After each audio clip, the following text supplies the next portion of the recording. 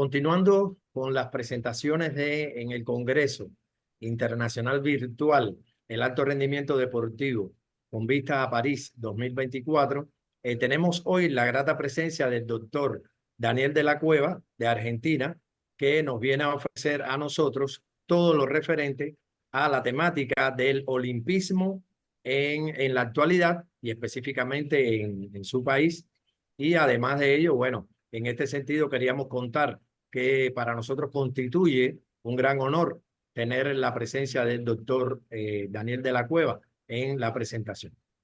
En este sentido, el doctor Daniel de la Cueva, aquí vamos a leer a un momentico todo lo referente a su resumen curricular. Por supuesto, hemos tomado los aspectos fundamentales.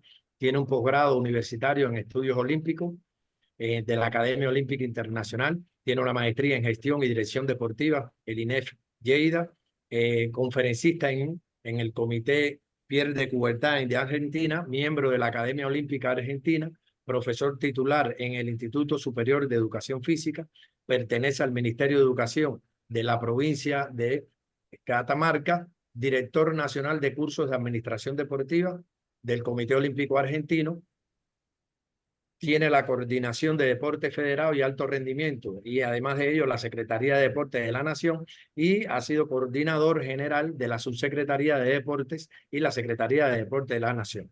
Profesor doctor Daniel de la Cueva, para nosotros constituye un alto honor el tenerlo acá dentro del espacio del Congreso Internacional Virtual. El micrófono, las cámaras son suyas. Bueno, muchas gracias amigos. Les mando un gran abrazo desde Argentina, desde mi provincia, que es la provincia de Catamarca. Es realmente un honor y un privilegio estar con ustedes y quiero agradecer a mi amiga Gladys Guerrero la oportunidad de conversar con ustedes sobre estos temas y también a ti, el doctor Juan Hojas, por la presentación. Bueno, voy a comenzar compartiendo mi pantalla y hoy voy a hablar básicamente de dos temas. El primero es sobre educación olímpica y el olimpismo, y el segundo, algunos desafíos actuales, a propósito de esta cercanía que nos acontece, que son los próximos Juegos Olímpicos a menos de un mes, que se van a realizar en la ciudad de París. Entonces vamos a hablar de los principios fundamentales del olimpismo, de la educación olímpica, de una propuesta muy importante, muy interesante, de Roland Knowles sobre la educación olímpica, justamente. ¿Cuáles son los desafíos actuales del olimpismo? Y también, al final, algunas conclusiones. Bueno, yo quisiera comenzar estableciendo una especie de conjunto de principios o de ideas fundacionales que tuvieron los Juegos Olímpicos, ¿no? Y en esto es imposible no apegarse un poco a la historia y entender cuál fue la propuesta, más allá de las consideraciones que uno puede hacer o de los distintos tonos críticos que tenía, por ejemplo, Pierre de Coubertin y el primer Comité Olímpico Internacional que decidió en el año 1894 la realización de estos primeros Juegos que, como ustedes saben, se realizaron en la ciudad de Atenas, 2 años más tarde.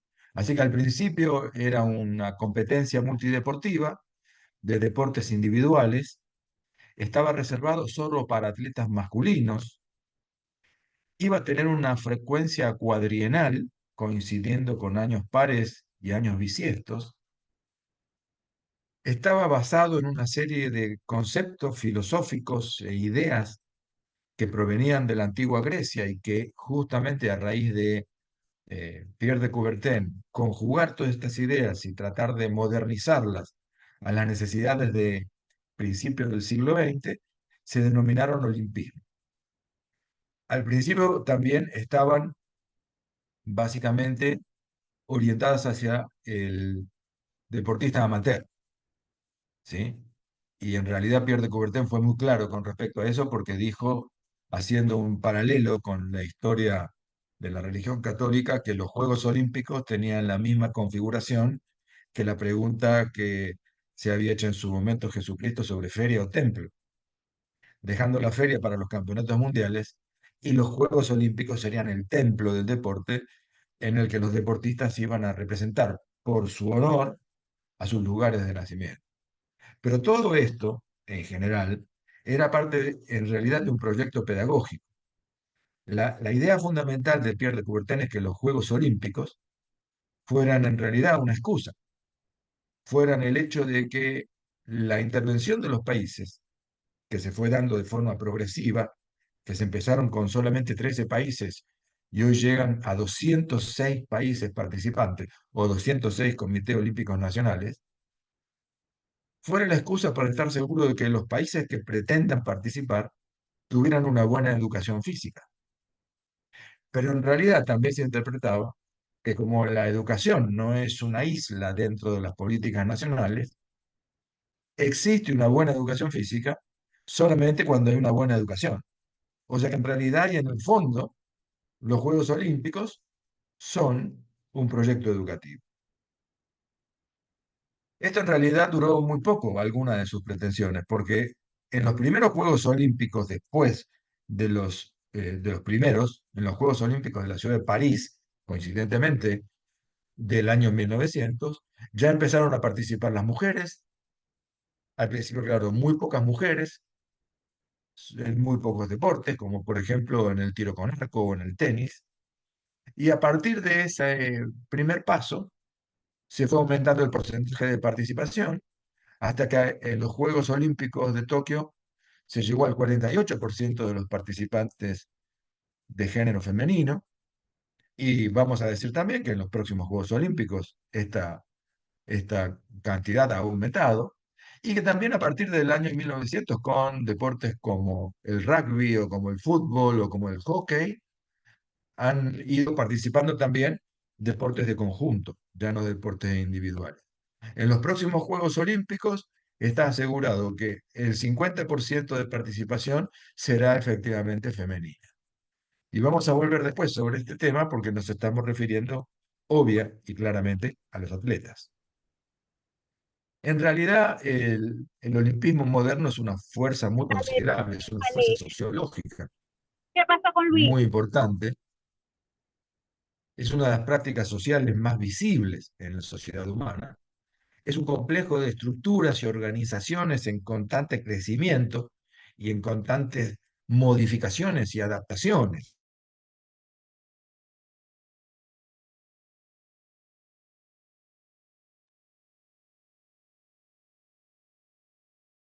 Maestra Daniel cerró su micrófono.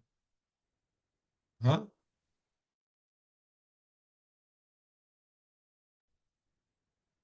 Hola, ¿me escucha? Sí, ya. Bien, perfecto. Decía que el olimpismo se ha ido adaptando, por ejemplo, a la llegada del Imperio Romano, a la Edad Media, ya una vez creado el movimiento olímpico, a la Primera y a la Segunda Guerra Mundial. La muestra más clara de adaptación ha sido justamente cómo se modificó un año el calendario original de los Juegos Olímpicos de Tokio del año 2020, que se realizaron en el año 2021.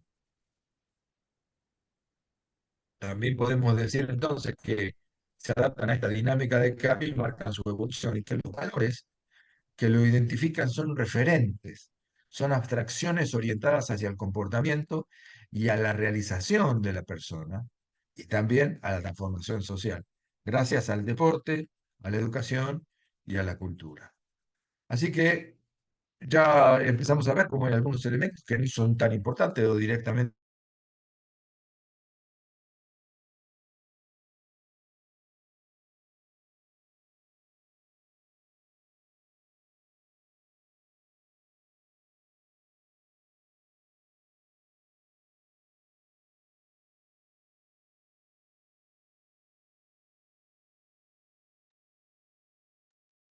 ¿No se escucha? Creo que tuvo problemas de conectividad el maestro Daniel de la Cueva. ¿Me está escuchando, Juan? Sí, sí, lo estoy Ya te lo escuchando, voy a pero detener. parece.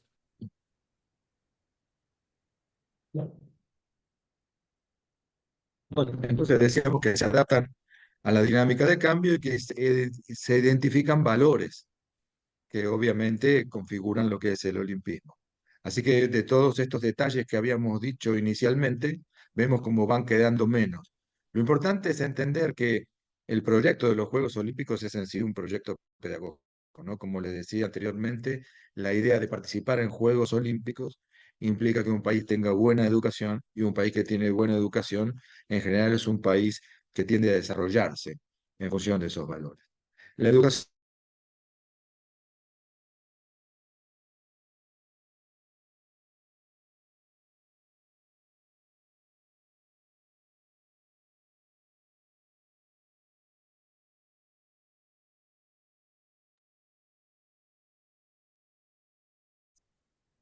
Bien, entonces decíamos que el olimpismo es, en general, para entenderlo, comparado con el cristianismo, el olimpismo es a los Juegos Olímpicos lo mismo que el cristianismo es a la Navidad.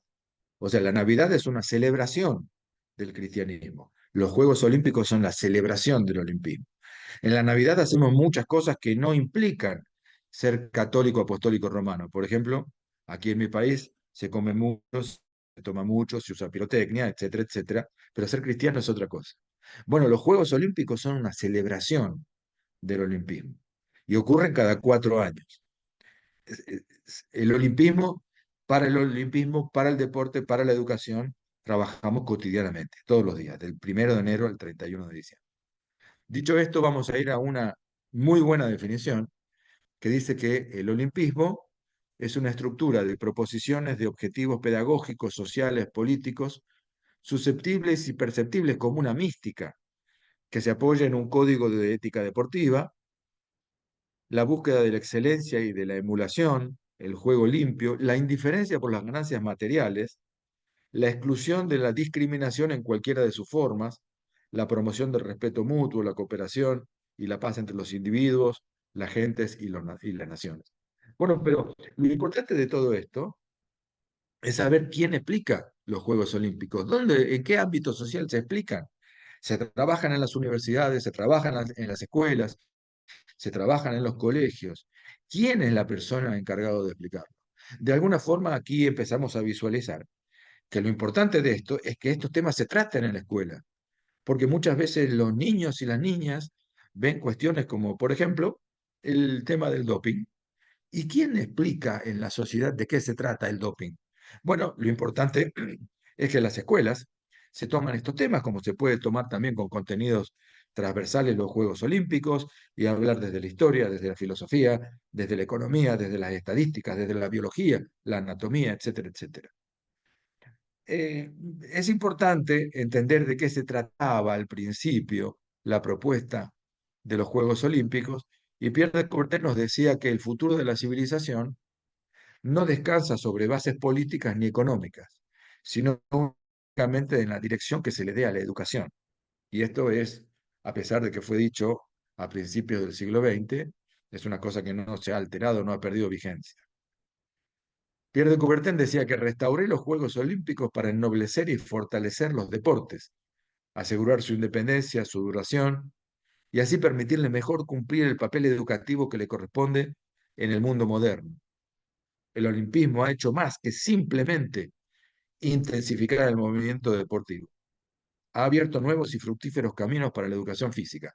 Recordemos que antes de los Juegos Olímpicos, antes de la idea del deporte británico, no solamente de Pierre de Coubertin, sino también de Thomas Arnold, por ejemplo, las clases de educación física eran prácticamente analíticas, calisténicas, método sueco, método francés, eh, etcétera, etcétera. Así que, de alguna forma, la inclusión de los deportes en la educación física también ha sido muy importante. La educación olímpica, como definición, es un conjunto de prácticas formativas que utiliza en combinación e insumos a los valores olímpicos, el conocimiento, los agentes culturales, las circunstancias y las prácticas sociales para materializar la razón de ser del movimiento olímpico y de los Juegos Olímpicos.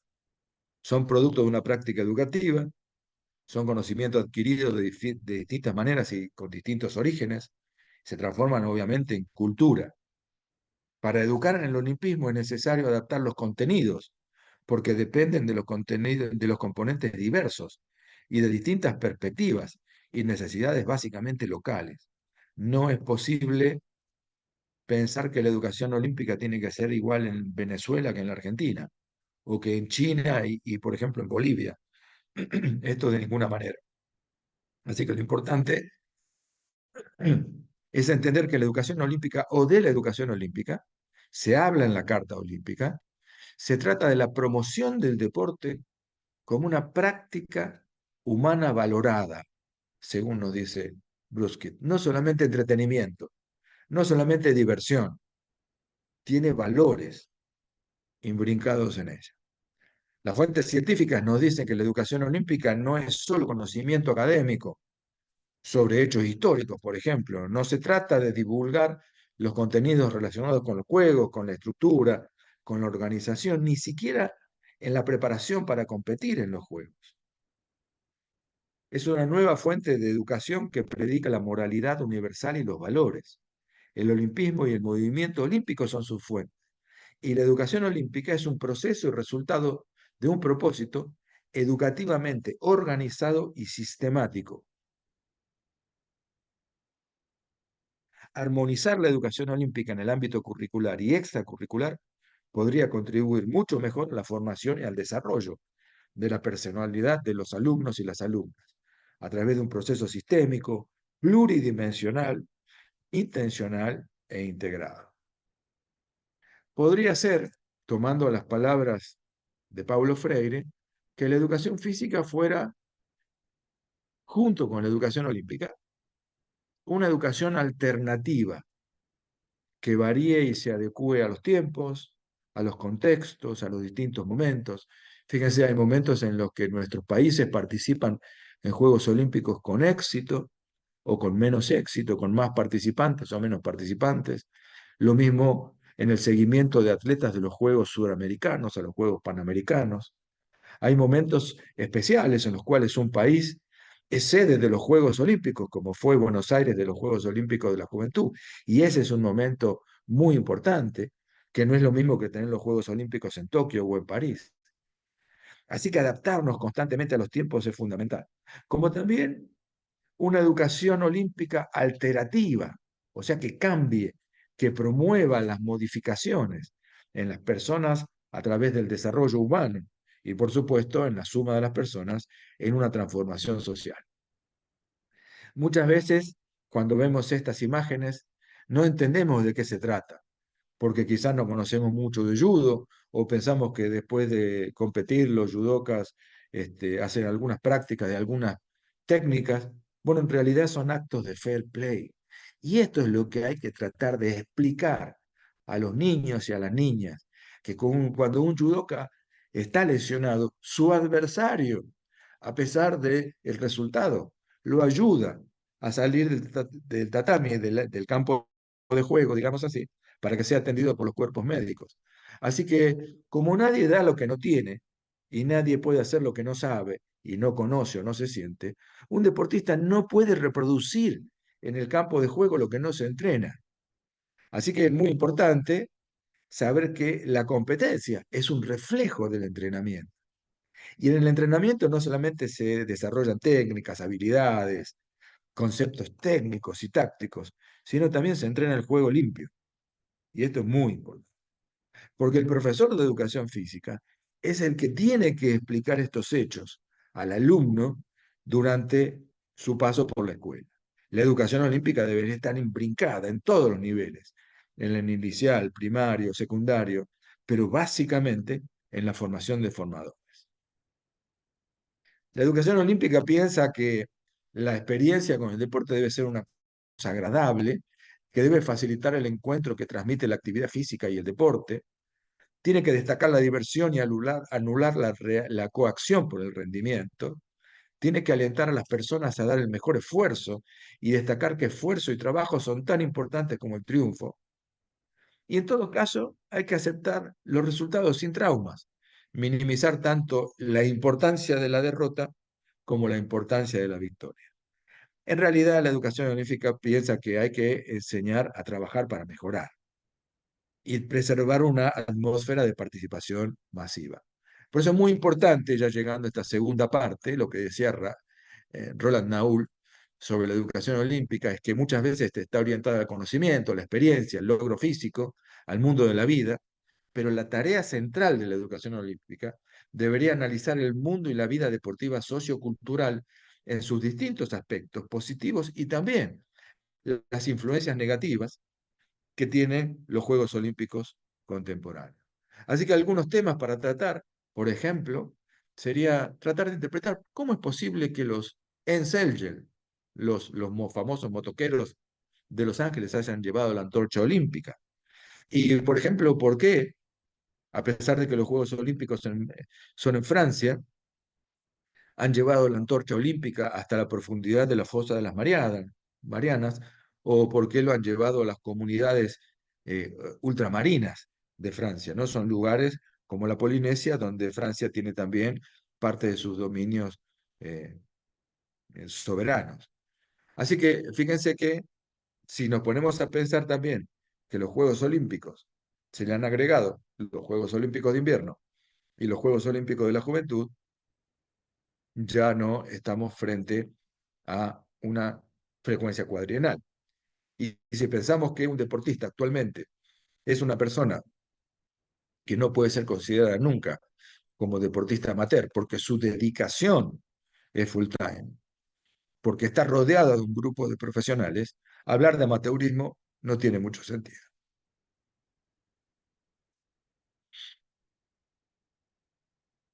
Bien, nos queda entonces el olimpismo y el proyecto pedagógico.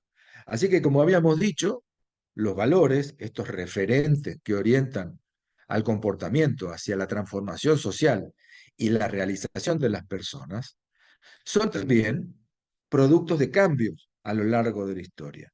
Tienen un significado especial, cambian, desaparecen con el tiempo y obviamente también algunos ejemplos nos permiten admitir que el amateurismo, aquel amateurismo de principio de siglo o de los años 40 o 50, ya no tiene ningún sentido hablarlo porque ya el concepto es totalmente diferente. Al menos aquí en la Argentina, hablar de un deportista amateur es hablar de un deportista que no hace fútbol profesional. Bien, ¿y cómo nos hemos ido adaptando a estos valores? Bueno, durante la reciente eh, pandemia de COVID, algunas de las cosas que ocurrieron fue que cambiaron los sentidos, porque en realidad la excelencia era no contagiarse, el respeto era mantener la distancia social, la solidaridad era entrenarse en casa y esperar a que pasen los efectos más nocivos de la pandemia. El fair play ha sido trazar los Juegos Olímpicos un año para que puedan participar todos con cierta normalidad. Y lo importante ya no era competir, sino quedarse en casa. ¿Eh?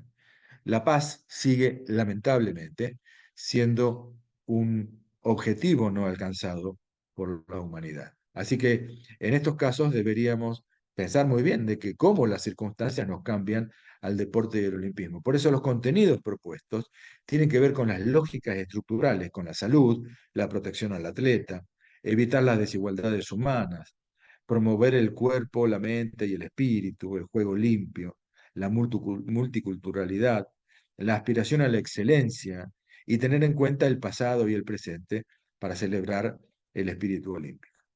Nosotros recién decíamos el hecho de la participación femenina en los Juegos Olímpicos de París, pero también tenemos que entender que la participación femenina no es solamente en el caso de los atletas y de los competidores, sino también en dos casos particulares. Fíjense cómo los números ya no son el 50% cuando hablamos de dirigencia deportiva o cuando hablamos de responsables técnicos en el deporte. Cuando hablamos de dirigencia deportiva, fíjense la cantidad de miembros COI, que son mujeres, ha pasado del 27 al 33%, la cantidad de miembros COI del 20 al 40%, los jefes de comisión y las posiciones sí han alcanzado el 50% porque no necesariamente tienen que ser miembros COI. Y en cuanto a los jefes de misión, se ha alcanzado el 20% de participación femenina y al 21% en Juegos de Invierno, y los entrenadores han pasado de ser del 11% al 13% y del 9 al 10% para los deportes de invierno. Esto nos indica que todavía hay un largo camino para recorrer, hablando de la participación de la mujer en el deporte, ya ahora en las instancias de toma de decisiones. Un aspecto muy importante es la perspectiva de género y la Carta Olímpica, porque la Carta Olímpica expresa que para disfrutar los beneficios de la Carta Olímpica y estar dentro del deporte, una de las cuestiones más importantes es no permitir ni admitir ningún tipo de discriminación, ni económica, ni racial, ni social, y menos que menos con la orientación y la percepción sexual o genérica de cada persona. Los cuerpos básicamente no necesitan modificarse ni manipularse para adaptarse a los ideales que se construyeron en torno a una exclusión que ha tenido culturalmente la civilización humana. Sencillamente los cuerpos nunca fueron el problema. Así que las organizaciones deportivas tienen una clara oportunidad para abordar el daño causado por actitudes racistas y sexistas, ¿no? Recordemos, sin ir más lejos, que durante mucho tiempo algunos países estuvieron prohibidos en el movimiento olímpico, específicamente Rodesia y Sudáfrica, por conductas de segregación racial, por el apartheid. Este es el caso básicamente de Caster Semenya, que ilógicamente la WADA, la Agencia Mundial Antidopaje, pretende que se modifique de manera farmacológica porque tiene hormonas masculinas de más, naturalmente, en su persona y sin tomar ningún tipo de medicamento. Así que moralmente esto no es aceptable, porque en realidad la perspectiva es no asumir nada estereotipado, que no se desarrollen valores asignados al género ni que se perpetúe la desigualdad. Cualquier persona de cualquier condición o orientación sexual debe poder desarrollar sus cualidades personales sin someterse a roles predeterminados. Y en esto estamos totalmente convencidos. Claramente hay situaciones que en realidad no tienen que ver con la aceptación de personas transgénero en el deporte olímpico, sino con personas que van a participar o que pretenden participar en la categoría femenina, habiendo sido hasta hace muy poco tiempo hombres. Fíjense en el caso de esta atleta que entre el año 2016 y 2018 compitió sin éxito como deportista varonil, ¿sí? Ocupando el puesto 309 en el ranking para pasar a ganar todas las pruebas del campeonato de la NCAA de los Estados Unidos. O como este nadador, rankeado en el puesto 462 en natación y que pretende competir porque es la número uno en mujeres. Aquí el problema que hay no es la aceptación ni la inclusión, sino el peligro que generan para el deporte femenino, porque obviamente se encuentran con un cuerpo masculino que tiene una oposición menor. Y esto es cuestión de análisis biológico, esto es ciencia pura, esto es diferencias entre el género masculino y el femenino. Por eso el COI ha tomado una determinación para los próximos Juegos, y es que la transición completa debe realizarse antes de los 12 años de edad. El COI permitió que las organizaciones deportivas, o sea, las federaciones, fijen sus propias reglas con respecto a la participación de atletas transexuales. Se necesita imperiosamente proteger a la categoría femenina. Por eso hay 10 deportes que han restringido la participación de mujeres y otros deportes sin tanto contacto físico exigen los niveles de testosterona que se daban hasta los últimos Juegos Olímpicos. Lo que sí es cierto y es muy obvio y muy lógico es que se necesitan estudios longitudinales, estudios en el tiempo sobre los efectos que causa el cambio de género en los seres humanos. Bueno, empezamos a hablar de otro tema importante, los eSports. Y aquí la espalda de un amigo claramente adelanto una opinión. La pretensión de los deportes electrónicos o de los deportes virtuales en ser deporte, ¿sí? El tema de discusión es si son o no son deportes. Después, si la inclusión como deportes beneficia, por ejemplo, a las federaciones internacionales, a la difusión y a la promoción. La tercera cuestión es si son deportes o no son deportes, no importa, pero si pueden tener actividades conjuntas. El tercero, o la cuarta, nos da lugar entonces a pensar que si son deportes, merecen ser deportes olímpicos. Y en el último de los casos, si no son deportes, pueden ser reconocidos. Bueno, el Comité Olímpico Internacional reconoce deportes, no reconoce otras actividades. Así que, básicamente, aquí hay que pensar también de que cuando se concibió el olimpismo, fue una reforma educativa a través de un movimiento de valores olímpicos que reflejaban el hecho de que el deporte es una escuela de vida. Esto como punto de partida. Y después podemos empezar a pensar de qué hablamos cuando hablamos de deportes. Y si hay una cosa difícil, que entiendo que es realmente dificultosa, es definir qué es un deporte. Porque básicamente estamos hablando de prácticas sociales con distintos actores, con la presencia concertada de personas en un lugar, en un establecimiento. Bueno, esto no ocurre con los esports. Los deportes tienen técnica, táctica y estrategia que regulan el entrenamiento y la competencia. Los esports no tienen estos elementos. Los deportes tienen, perdón, no tienen estos elementos, tienen directamente un programa, ¿sí? Tienen un software. Los deportes tienen carácter polisémico porque depende de la persona o depende desde el punto de vista que se lo observe para que tenga ciertas características. En el deporte, los actores realizan actividad física con distintos grados de esfuerzo y con una lógica interna. En los esports no hay ningún esfuerzo. No puede considerarse esfuerzo de tipo físico. En el deporte los objetivos son el rendimiento, la recreación, el cuidado de la salud, la sociabilización, el agonismo o la excelencia. En los esports la lógica es ganar con la mediación de un programa tecnológico. Y además, combinar los componentes recreativos, biológicos, éticos y fundamentalmente educativos. Los esports son educativos.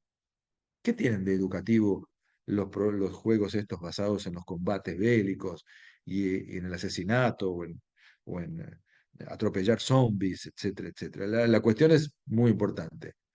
Los deportes son una actividad reglamentada y el árbitro en los esports solamente autoriza a que los participantes vayan al baño, porque en realidad el que declara la derrota o la victoria es el propio programa de los juegos en los que se está compitiendo.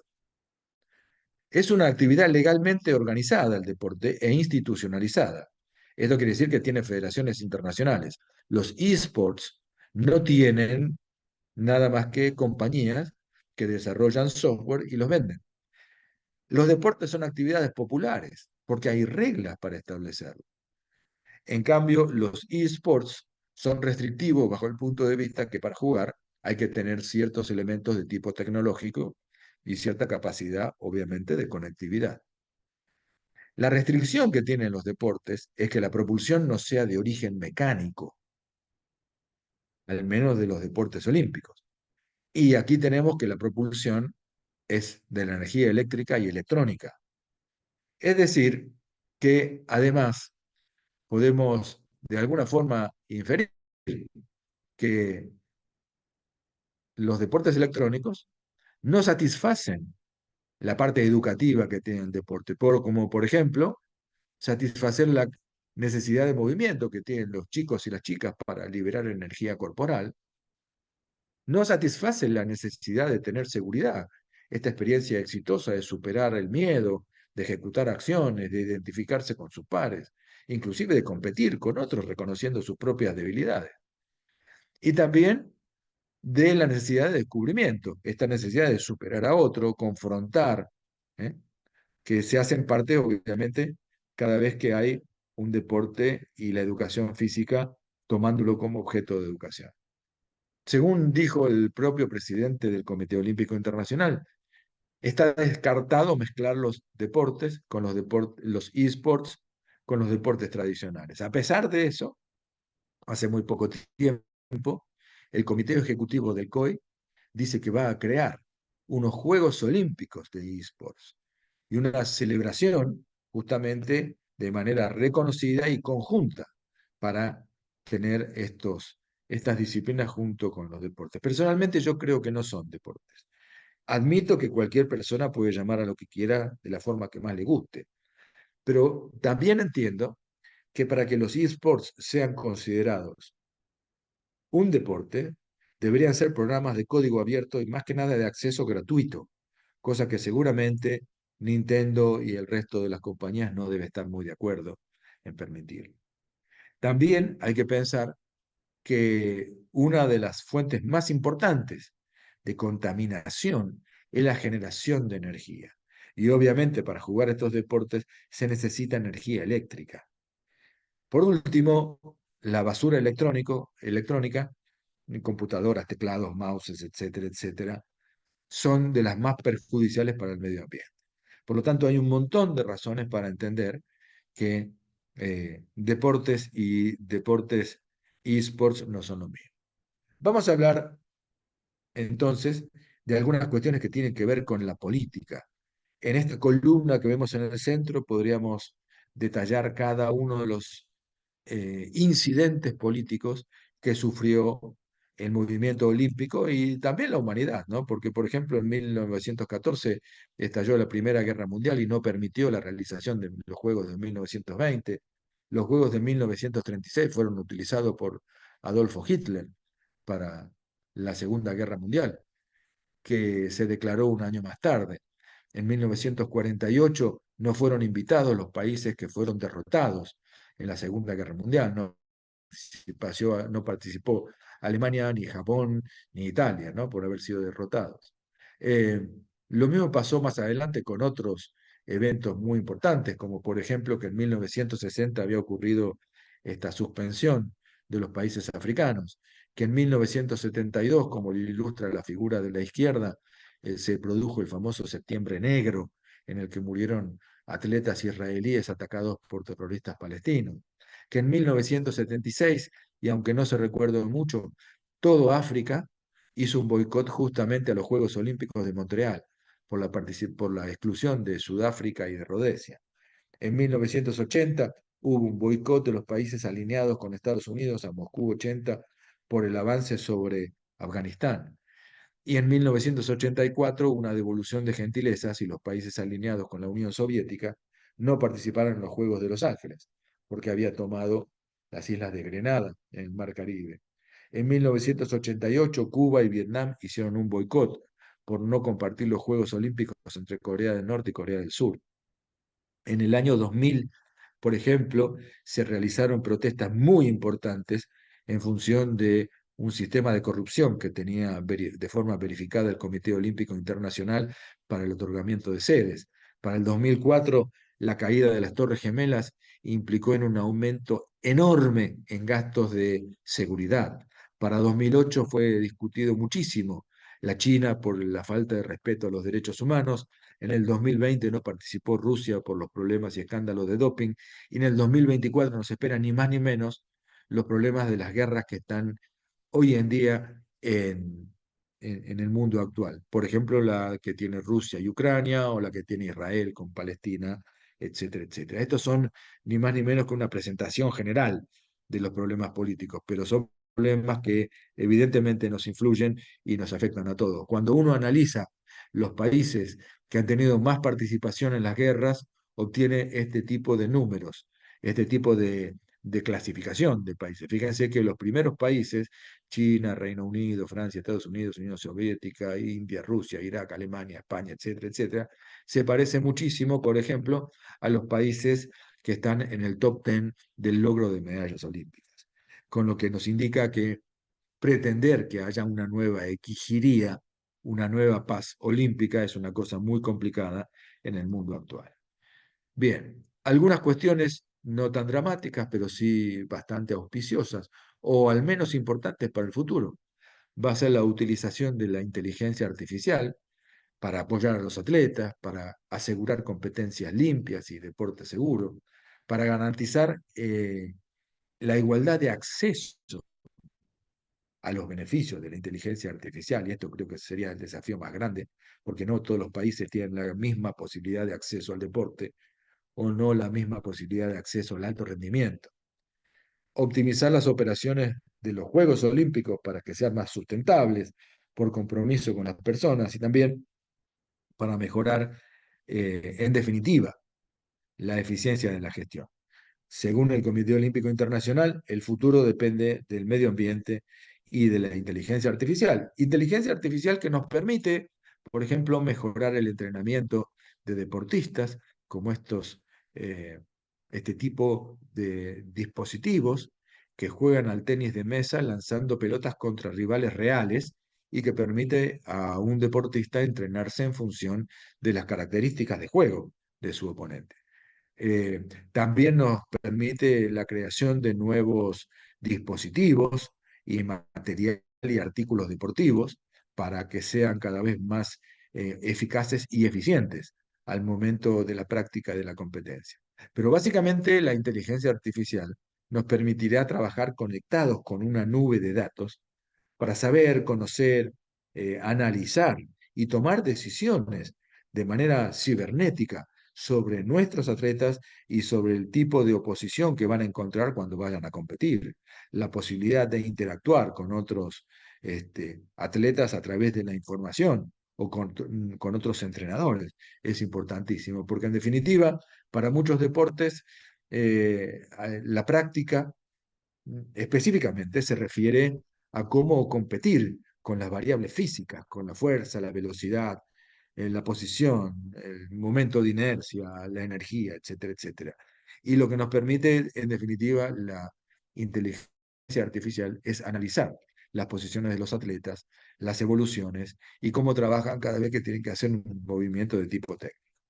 También es muy importante cómo se traslada la inteligencia artificial para tomar datos en la detección de talentos, en la prescripción de talentos innatos en los deportistas y también algunos tipos de entrenamiento como el entrenamiento cognitivo, que tiene que ver con la preparación integral y funcional de los deportistas modernos y que es muy conocida seguramente por todos ustedes. Un detalle interesante que puede parecer una nota de color, pero en realidad no lo es de cómo la inteligencia artificial nos permite recuperar imágenes de los primeros Juegos Olímpicos, de los segundos Juegos o terceros Juegos, y tener, por ejemplo, algunas precisiones, como por ejemplo, qué tipo de técnica se utilizaba para hacer salto en alto. Aquí vemos el famoso estilo californiano, arriba a la izquierda, conocer el tipo de aparatología que se utilizaba para las mediciones, también algunas cuestiones de tipo sociológica, como cómo era la vestimenta de los atletas olímpicos en los primeros Juegos, y hasta esta graciosa imagen de los participantes de las primeras maratones, que tenían una gran sala, no solamente recepción, no solamente para hidratarse, sino también con bebidas alcohólicas, con comida, con embutidos, etcétera, etcétera. Pero esto, claro, evidentemente, gracias al estudio y a la fisiología, perdón, y a la nutrición, ha ido cambiando con los tiempos. Es posible, gracias a la inteligencia artificial, simular algunos elementos o varios de los elementos que necesitan las ciudades sede para realizar, por ejemplo, recorridos, transportes, ubicación de villas olímpicas, movimiento, por ejemplo, de los vehículos necesarios para la familia olímpica o de los vehículos vinculados con la seguridad, la salud de los atletas, como las ambulancias, etcétera, etcétera. Una de las cosas que se trabajaron con inteligencia artificial fue los colores que van a tener y la forma que va a tener la pista de atletismo en el próximo Estadio Olímpico, muy próximo a inaugurarse para los Juegos Olímpicos de París, que van a ser con estos colores combinados entre violetas y sus gamas, ¿sí? Y hay una cosa muy importante, es que con un procedimiento ya aceitado, digamos así, el Comité Olímpico Internacional va a utilizar las inteligencia artificial para borrar de las redes sociales mensajes abusivos contra los deportistas. Se espera que haya unos 500 millones de mensajes durante los Juegos y que obviamente el COI va a poder detectar estos mensajes insultantes, ¿sí? Que produzcan agresiones o que sean abusivos hacia los deportistas y los borrará automáticamente. Bueno, una de las ondas de cambio que tiene el movimiento olímpico también lo tiene en la divisa olímpica, en más rápido, más alto, más fuerte, sino que también ahora se ha cambiado por la palabra juntos, que modifica, si se quiere, uno de los elementos fundamentales. Quizá en el futuro los anillos olímpicos, en vez de ser 5, sean 6, porque se pongan el número 6 a los sponsors olímpicos. Bueno, si cada gestión va a modificar algo de los elementos constitutivos del olimpismo, evidentemente el olimpismo sufre un cierto cambio, a veces de tipo irreversible, ¿no? Pero también hay algunas circunstancias muy importantes, como la participación del equipo de deportistas refugiados, que representan ni más ni menos que a un colectivo de 100 millones de personas que están en esas condiciones. En este caso van a ser 36 atletas de 12 países que van a competir en 12 deportes diferentes. Pero una de las cosas más importantes, y que lamentablemente, aparentemente, se soslayan, es la protección a los atletas.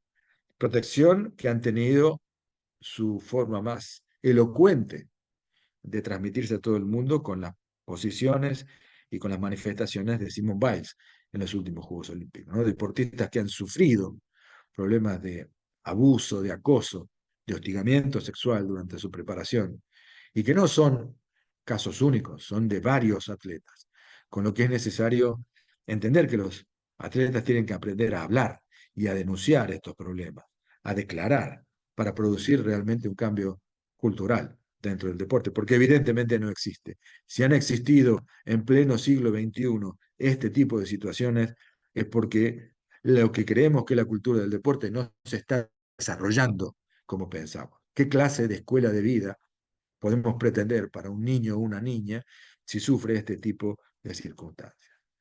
Aquí, por ejemplo, algunos deportistas han tenido problemas para clasificar en algunos juegos porque no se le han otorgado visas al momento de la competencia. Si bien pueden participar de los juegos, no pueden participar en todas las competencias.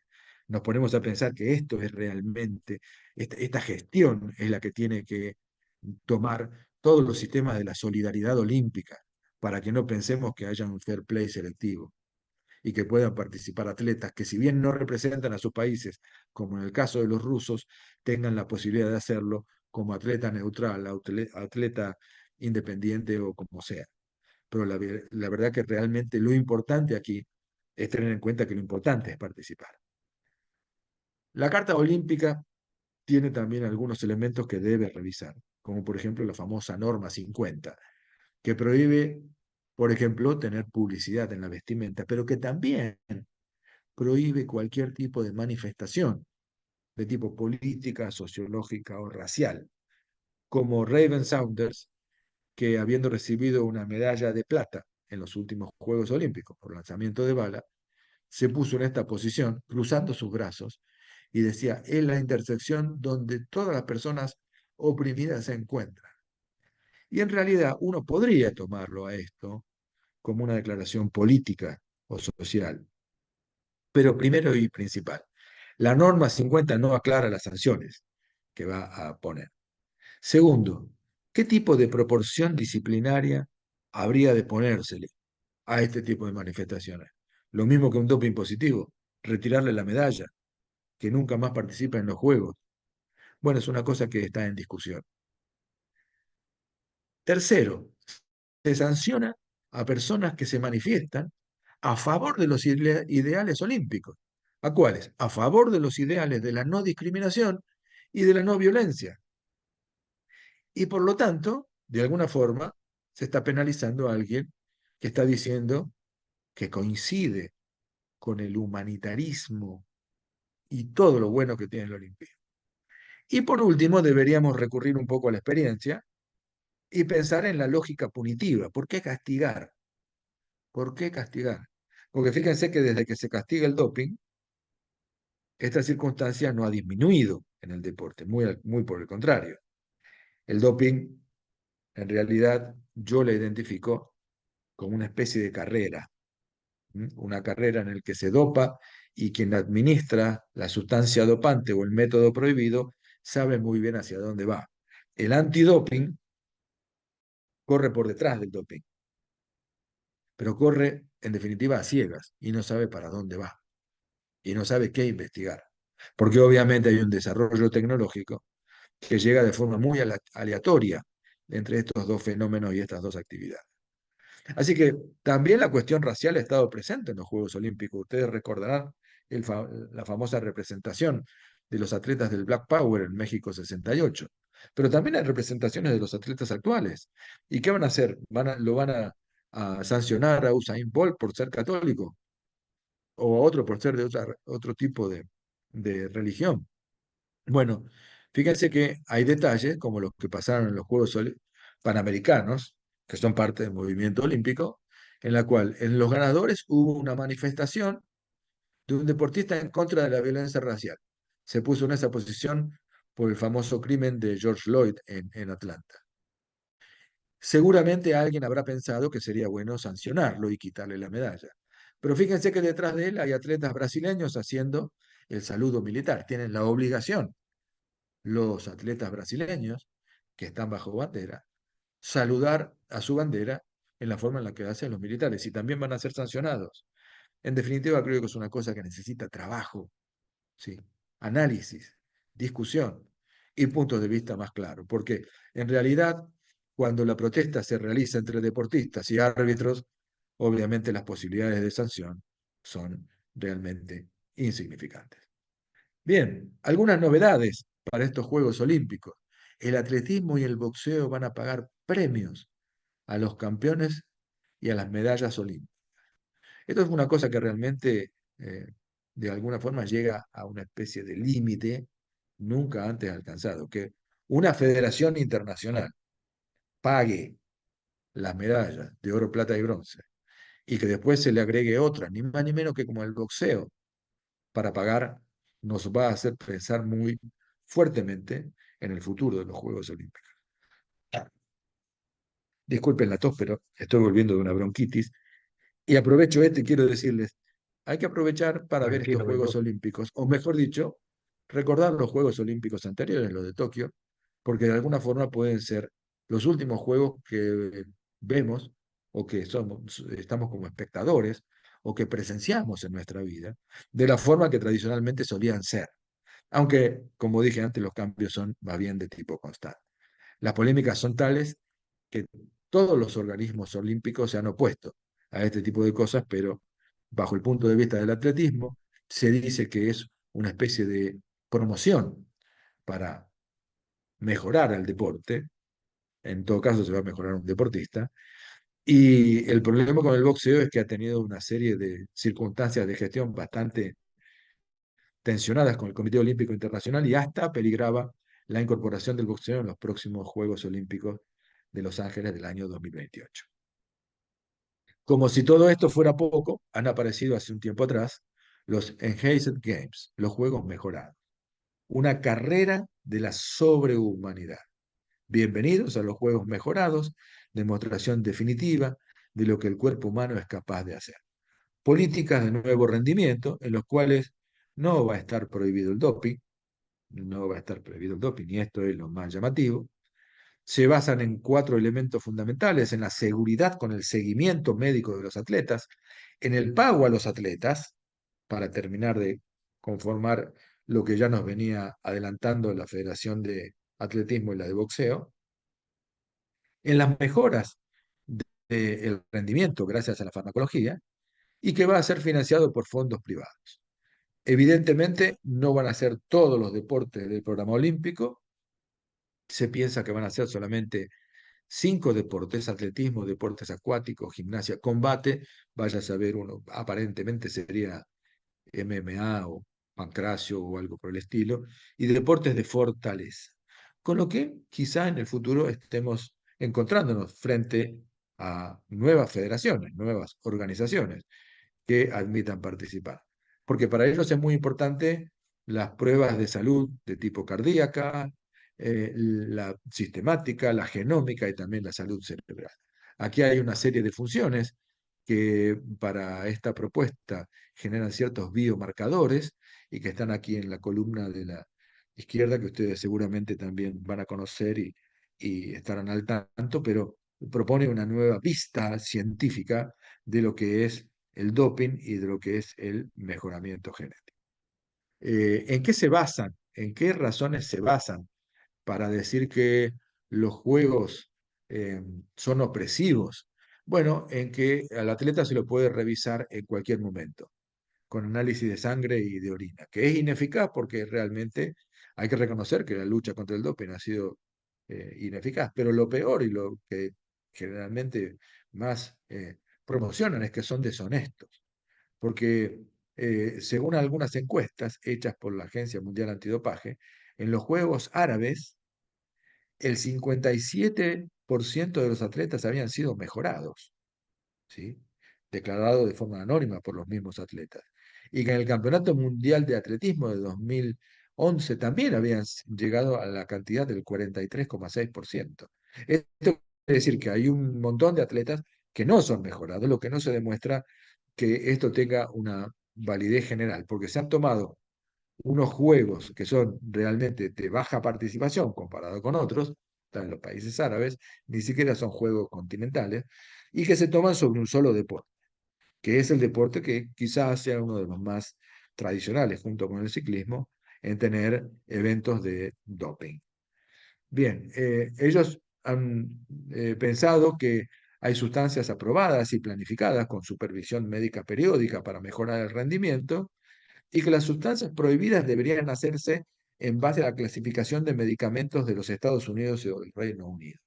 Y esto de alguna forma nos llama a pensar que va a traer seguramente discusiones sobre lo que es la industria farmacéutica, que tienen obviamente la preeminencia para ciertos estudios con fines netamente comerciales y que pueden diferir totalmente el análisis científico que nos presentaban hasta ahora el tema, como decíamos, del doping. Los deportistas van a recibir dinero porque según ellos el 58% de los atletas de élite este, son que tienen, se encuentran financieramente inestables y que el 46% de los atletas de élite australianos ganan menos de $14.800 al año. Bueno, habría que decirle a esta gente que los atletas sudamericanos ganan mucho menos que eso y que generalmente, y más allá del origen familiar, los atletas tienen algunos apoyos realmente que son, por lo menos en mi país, bastante ridículos, ¿no? En cuanto a las necesidades que tiene un atleta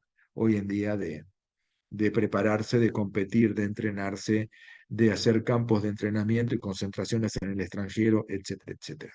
Por lo tanto, esta no es una crítica a el movimiento olímpico, sino que esto es básicamente una crítica a las políticas nacionales, ¿sí? Y también a las políticas federativas de cada país y de cada deporte en particular. Han habido una serie de manifestaciones sobre una cierta limpieza racial en las calles de París y también de que el presidente Macron utiliza los Juegos Olímpicos para hacer campaña.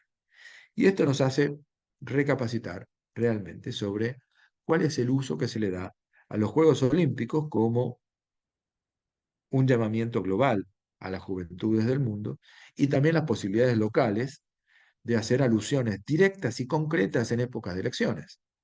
Así que esto es un detalle a tener en cuenta. Entonces nos vamos quedando, mis amigos, con que de todas las circunstancias iniciales no queda solamente el proyecto pedagógico, pero corremos un peligro enorme y tremendo.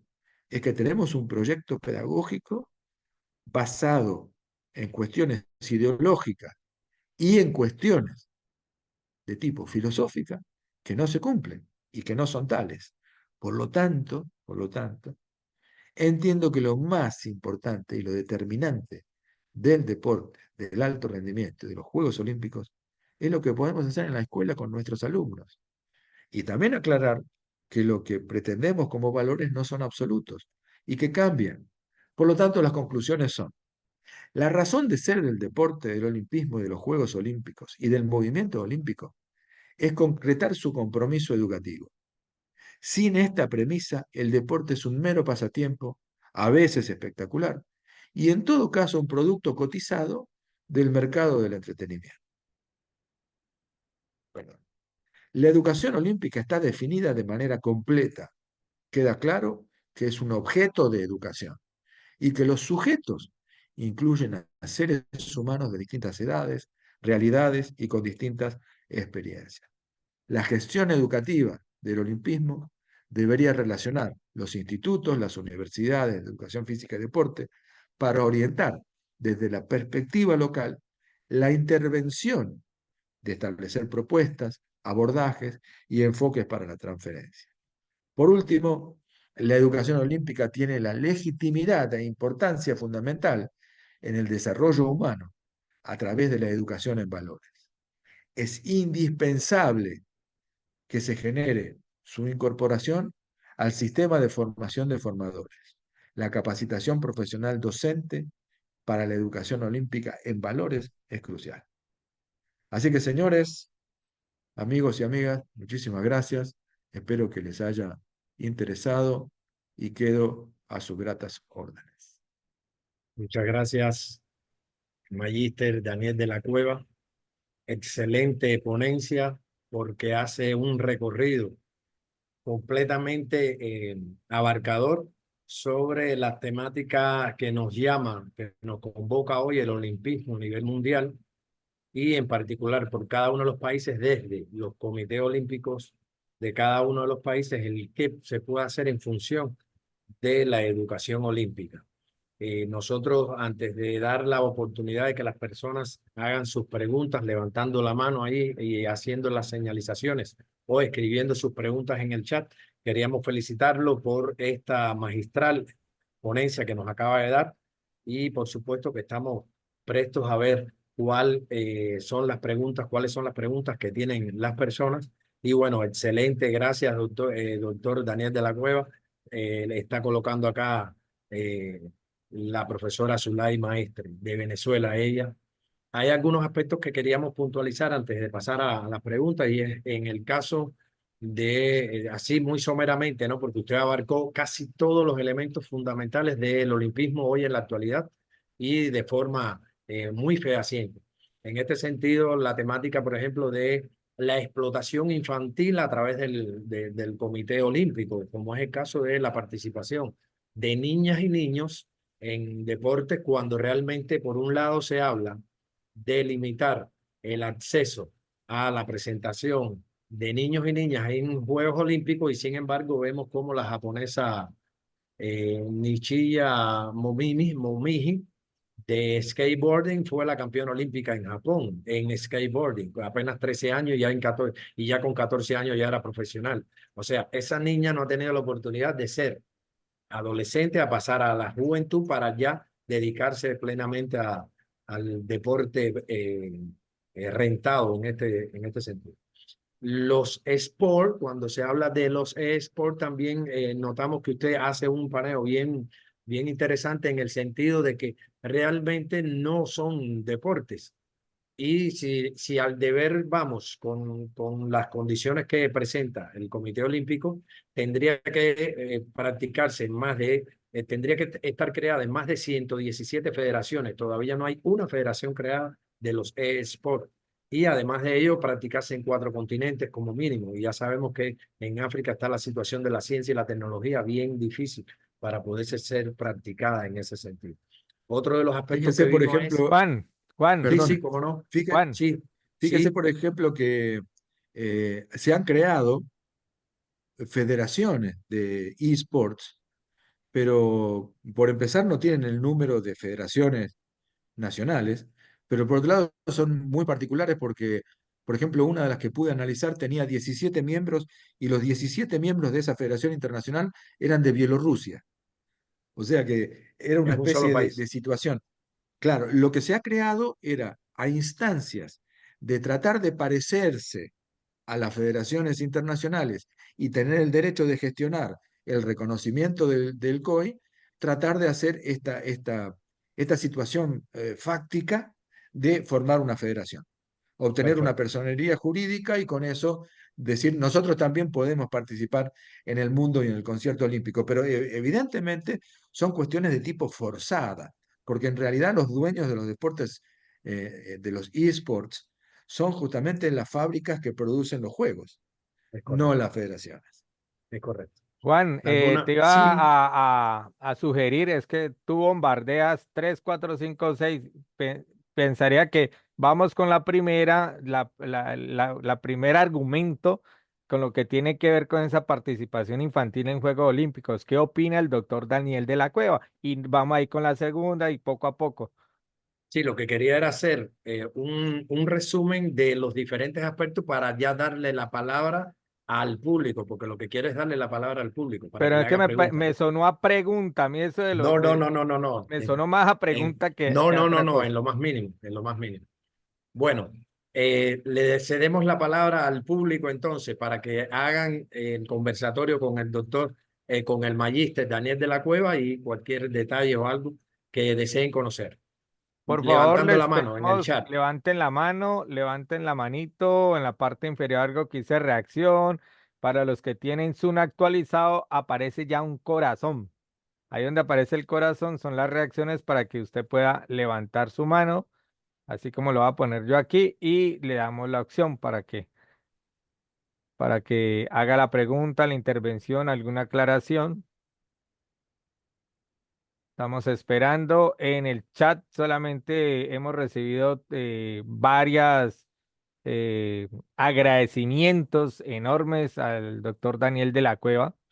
Excelente la magistral exposición. De verdad, Juan, por primera vez veo una conferencia que abarque el olimpismo desde todos sus vértices, desde todas sus aristas, y siempre creo que quedan pues cositas por ahí que uno queda como en el limbo todavía aún, por ejemplo, con los eSport.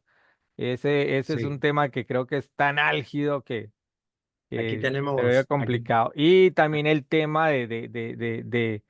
pues, de que están invirtiendo dinero para hacer estos juegos donde se pueda ver el doping, entre comillas, pues con seguimiento bajo restricto seguimiento médico.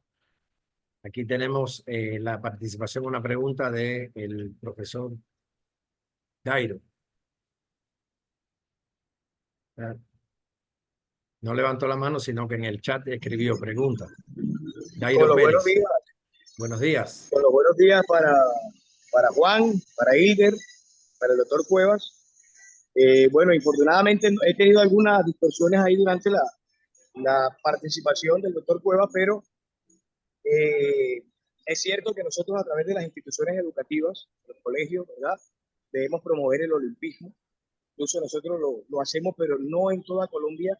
Se hace únicamente cuando vienen estas justas deportivas como este año, ¿verdad? Y enseñar a los chicos eh, acerca de lo que son los Juegos Olímpicos, su historia, ¿verdad? Y todo lo que ha venido generando a nivel social, a nivel cultural. El tema del dopaje también es importantísimo que ellos lo conozcan, así como bien lo acotaba el doctor Cuevas. Hay algo que me llamó poderosamente la atención eh, y preocupación además, porque creo que es biología y no ideología.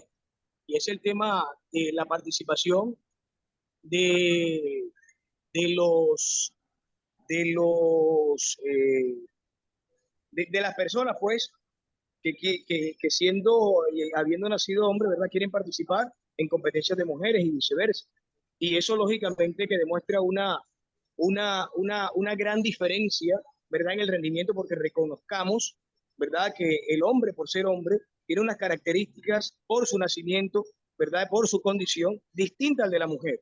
La mujer es más dócil, estrógeno, verdad. Los hombres son más fuertes, ¿verdad? En sus fibras, incluso sus fibras musculares, somos más fuertes por naturaleza. Entonces, le alcancé a escuchar que a partir de los 12 años se está manejando, o antes de los 12 años se está manejando esa posibilidad de que la persona, si va a cambiar de sexualidad, ¿verdad? Para poder participar como deportista en Juegos Olímpicos, eh, se podría hacer. Entonces, eso me tiene preocupado. No sé si le entendí bien o no, doctor Cuevas. Con los buenos días otra vez. Bueno, buenos días, un gusto de saludarte. Sí, el tema es que hay que apreciar que hay deportes que tienen mayor contacto físico que otros. Por ejemplo, no es lo mismo un deportista que va a participar en judo que alguien que lo va a hacer en, por ejemplo, en yachting. No es lo mismo eh, una persona que hace remo, que cambie de género, a uno que hace, por ejemplo, tiro. Entonces, cada deporte fue definiendo. Por eso, lo más importante es entender esto. El Comité Olímpico Internacional le cedió la decisión a las federaciones internacionales. Hay un grupo de 10 federaciones internacionales que ha trabajado sobre esto junto con la Comisión Médica del COI y junto con la Comisión de Género, y han establecido que para esos deportes es recomendable que la transición de hombre a mujer haya sido antes de los 12 años. Claro, antes de la pubertad o de la maduración completa. Lo que sí es cierto, y esto es lo que pone en peligro al deporte femenino, es que las transiciones son de hombre a mujer. Nadie ha tratado de pasar de mujer a hombre. Ese es el primer tema. Y segundo, que en los Juegos Olímpicos anteriores, en levantamiento de pesas, ya fue admitido una levantadora transexual que había demostrado que durante toda la Olimpiada había tenido una concentración en milimoles por centímetro cúbico de sangre menor a 100, creo, de testosterona. O sea que la regla que funcionó hasta Tokio 2020 ya no es la misma en general. Y que sí hay que analizar caso por caso. En los deportes en que las capacidades físicas condicionantes y el contacto es estrecho, evidentemente son los deportes con más problemas, que, como usted muy bien lo explicó, son casos especiales que hacen diferente, ni mejor ni peor, distinto a la estructura artromuscular, la memoria neuromuscular y un montón de situaciones fisiológicas y que tienen que ver con el aprendizaje motor o las capacidades en general, que hacen que el deporte femenino se vea altamente perjudicado. Fíjense el posicionamiento de la nadadora del puesto 360 a ser número 1 entre las mujeres. Bueno, ese es lo que se quiere evitar, porque más allá de esto, cualquiera puede autopercibirse como quiera, y no importa. En el ámbito del deporte entiendo que tiene que salvaguardarse y entenderse esta cuestión de que la competencia tiene que ser leal y justa lo más que se pueda. Ok. Muchas gracias, doctor. Muchas gracias, Muchas Magíster. gracias por la explicación. por la- ¿Alguna otra pregunta? ¿Alguien que tenga la mano levantada? Bueno, damos paso entonces, en este caso, Magíster Daniel de la Cueva. El Centro de Investigaciones en Educación Física, Salud, Deporte, Recreación y Danza, EduFisaDRED, conjuntamente con las organizaciones Grupo Sport International, Instituto Internacional del Deporte y las Ciencias Aplicadas, ITCA, Federación Colombiana de Inclusión y Diversidad, FECI, Programa de Salud, OJAGIN, el Centro de Capacitación especializada en Educación, Terapias y Actividad Física, CETAF International, Universidad especializada de las Américas, UDELA y Aquatic Gym, certifican que, en este caso nosotros vamos a colocar ahí en el diploma después, magíster, certifican que el doctor Daniel de la Cueva participó como conferencista del Congreso Internacional Virtual, el alto rendimiento deportivo con vista a los Juegos Olímpicos París 2024, con la temática la educación olímpica y los desafíos actuales del olimpismo. Muchas gracias, en este caso, magíster Daniel de la Cueva, en nombre del comité organizador, en nombre del Congreso Internacional Virtual, nosotros le estamos eternamente agradecidos por esta magistral conferencia que usted ha abordado acerca de la situación del olimpismo actual y que por supuesto nos ha brindado luces, nos ha brindado caminos, nos ha brindado los espacios para conocer un poco más con mayor profundidad todo lo referente a la situación del olimpismo. Muchas gracias por esa participación.